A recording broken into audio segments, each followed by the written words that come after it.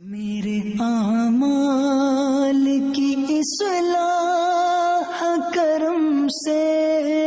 ایک بار نبی پاک علیہ السلام سے ایک صحابی نے پوچھا، حضور قیامت کے دن تو آپ کے قریب انبیاء ہوں گے، صدیقین ہوں گے، بڑے بڑے لوگ ہوں گے، ہم کہاں نہ آپ کو ڈھونڈیں گے، اور اگر آپ وہاں نہ ملے ہم پریشان ہو جائیں گے۔ سنو، آقا نے یہ نہیں کہا کہ قیامت کے دن ایک بہت بڑا محل ہوگا، پروٹوکول سب سے زیادہ جہاں ہوگا میں تمہیں وہاں ملوں گا۔ سنو، آقا نے اپنا پتہ اور ایڈریس کیا بتایا۔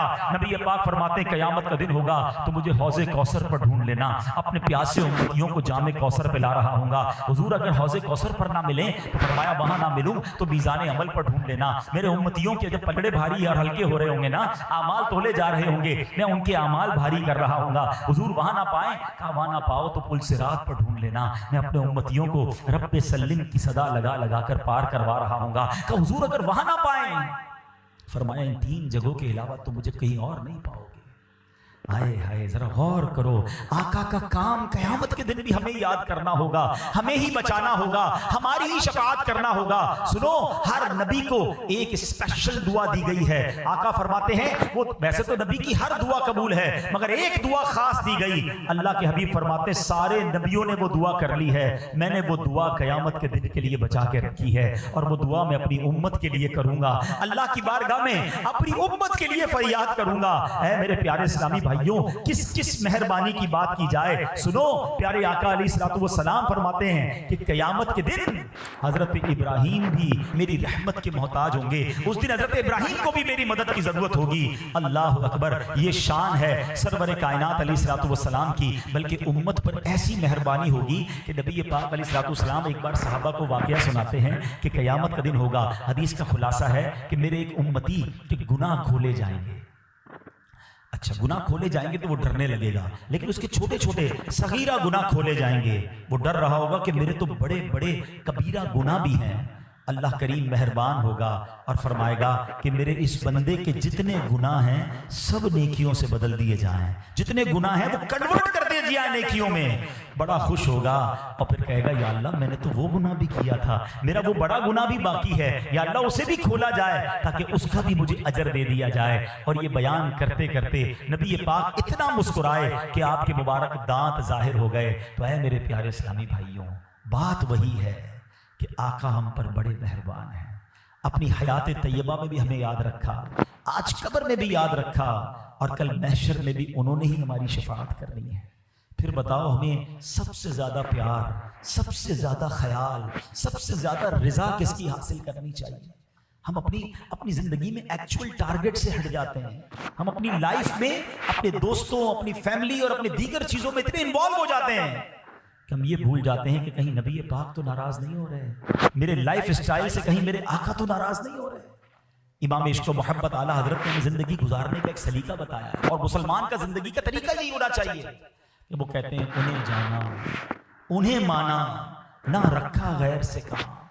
پہلے ہمیں آقا کی رضا ٹارگٹ رکھنی ہے، ایسا نہ ہو کہ میرے فیملی فنکشنز، میرے دوستوں کی گیدرنگ، میری آؤٹنگز، میرا بزنس، میری ایٹیٹیوڈ ایسے تو نہیں کہ میں وہ جو کرتا ہوں اور نبی پاک ناراض ہو جاتے ہیں، اللہ اور اس کے رسول ناراض ہو گئے تو مجھے قیامت کے دن اور کدھر جانا ہے۔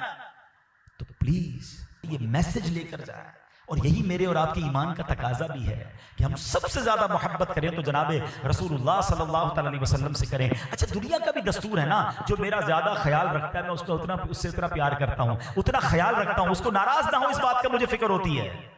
نبی پاک سے زیادہ تو ہمارا خیال کرنے والا کوئی نہیں ہے نا، تو پھر ہم کیوں ان کی ناراضگی کی فکر نہ کریں؟ ان کی سنتوں پر جو عمل نہیں کرتا، جو نماز کی پابندی نہیں کرتا، جو سچے آقا کا امتی ہو کر جھوٹ بولتا ہے، جو پیارے آقا کی تعلیمات یہ ہے کہ حلال کماؤ اور حرام کماتا، تو پھر وہ غور کرے کہ میں زندگی کیسے گزار رہا ہوں۔ نبی پاک کو قیامت کے دن منہ بھی تو دکھانا ہے نا۔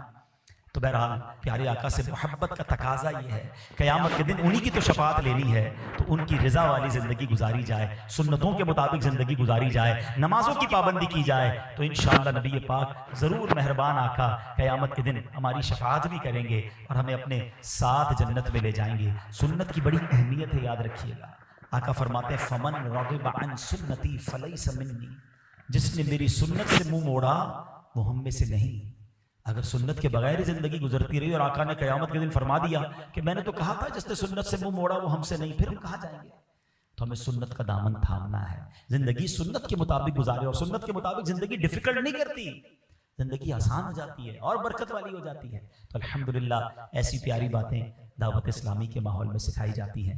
ایسے بیانات آپ بار بار سنتے رہیں گے تو محبت رسول میں بھی اضافہ ہوگا، اور انشاءاللہ نیکیوں پر عمل کرنے کا جذبہ بھی بیدار ہوگا۔ اور یہ بیانات آپ مدنی چینل پر بھی سن سکتے ہیں، تو مدنی چینل زیادہ سے زیادہ دیکھتے رہا کریں، جب جب موقع ملے دعوت اسلامی کے مرکز فیضان مدینہ میں تشریف لائیں۔ اللہ کریم عمل کی توفیق عطا فرمائے، آمین بجاہ النبی الامین صلی اللہ تعالی علیہ وسلم۔ صلو علی الحبیب صلی اللہ تعالی علی محمد صلی اللہ علیہ وسلم۔ الحمدللہ رب العالمین والصلاة والسلام علی سید الانبیاء والمرسلین۔ اللهم ربنا آتنا في الدنيا حسنة وفي الآخرة حسنة وقنا عذاب النار وقنا عذاب القبر وقنا عذاب الحشر وقنا حساب الميزان۔ اے رب کریم ہم سب کا جمع ہونا اپنی بارگاہ میں قبول فرما، ہمارے تمام صغیرہ کبیرہ گناہوں کو معاف فرما، ہمارے والدین کی، نبی پاک علیہ الصلوۃ والسلام کی ساری امت کی بخشش فرما۔ اے اللہ آج ہم نے قیامت کے دن کا منظر قرآن و حدیث کے ذریعے سنا ہے، اللہ محشر کے دن کی سختیوں سے بچانا، محشر کے دن کی گرمی سے بچانا، محشر کے دن کی پیاس سے بچانا، اس دن کی رسوائی سے بچانا۔ اے اللہ جن خوش نصیبوں کو تیرے عرش کا سایہ نصیب ہو، اے اللہ ان خوش نصیبوں میں ہم سب کو شامل فرما دے۔ اے کریم اس دن ہمارا نامہ اعمال ہمارے دائیں ہاتھ میں عطا ہو، نیکیوں کا پلڑا اپنے کرم سے بھاری فرما دینا، اور جو بلا حساب جنت میں داخل ہوں ان خوش نصیبوں میں ہمارا نام بھی لکھ دے، ہمارے ماں باپ کا نام بھی لکھ دے۔ اے کریم آقا کی ساری امت کی بخشش فرما، جتنے ہاتھ اٹھے ہیں تو نام بھی جانتا ہے اور سب کے کام بھی جانتا ہے۔ اے شفا دینے والے ہمارے بیماروں کو شفا عطا فرما، قرض داروں کے قرضے اتر جائیں، بے اولادوں کو نیک اور صالح اولاد عطا فرما، روٹھوں کو منا دے، بچھڑوں کو ملا دے۔